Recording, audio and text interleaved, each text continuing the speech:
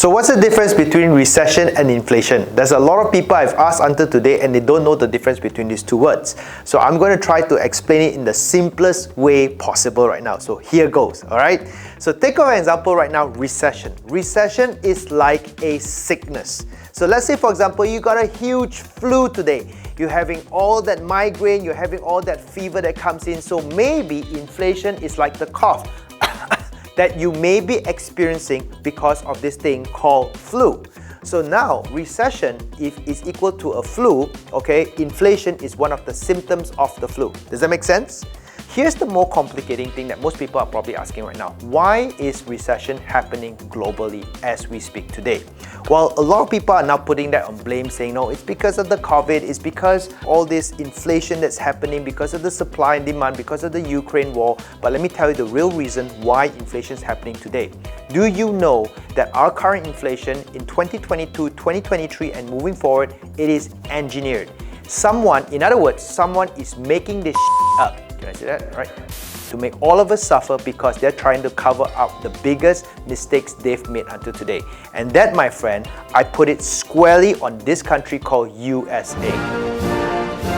So basically what US is trying to do right now is they're trying to cover their tracks because 2 years ago, they printed a whole ass worth of money. It's like $9 freaking trillion money.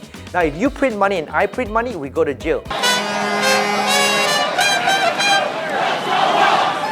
Going to jail! But this country under the previous president of the United States called Trump went out there and pressed that big red button and they started to print not $1, not $2, not 1 billion, not 10 billion, not 100 billion, not 1 trillion, but $9 trillion.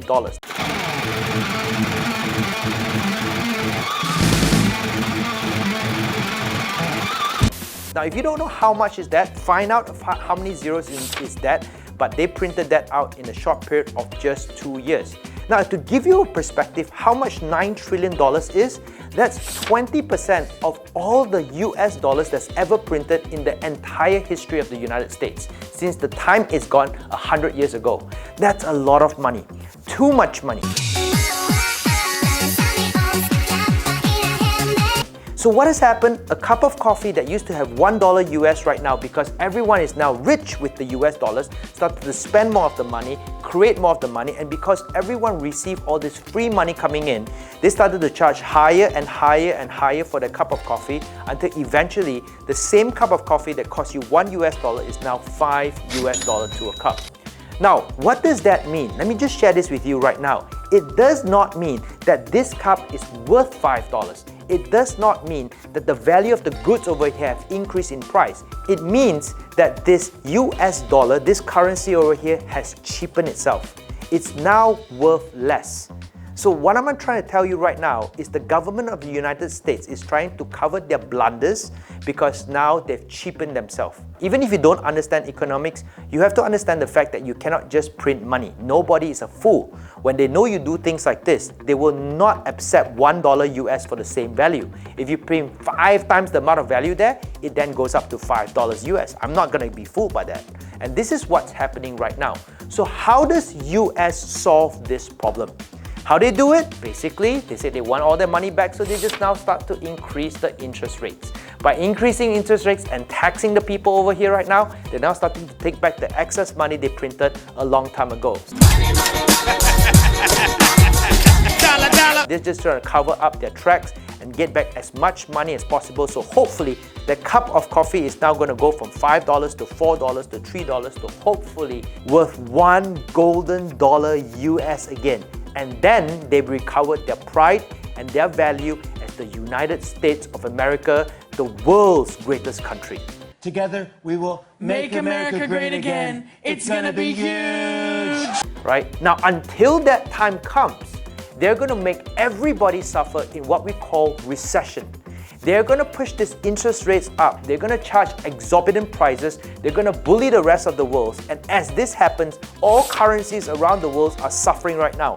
And they're going to make us suffer even more to slow down the economy so that until they can get back to their $1 golden for 1 cup of coffee, okay, and when that time comes, then they'll start to say, okay, let's start printing more money. That's right. You heard me right now. The moment they get back their value, they're going to start going out there to print even more money, but that's another story for another day. So how long do we have to suffer in this recession? Well, I don't know. Until US is comfortable with the amount of money they've recovered and saved their face, you and I are going to continue to pay higher expenses because of them. And that may go on for next at least 1 to 2 more years. And that, my friend, it's what's happening today in what we call a recession. So I hope you've liked this video. If you actually find everything that I've shared with you beneficial, please follow me for more tips and more solutions to bulletproof your money, and hopefully we will ride through this and everyone gets better. So like, click and share if you like to as well, and I'll see you to the next time round. So see ya!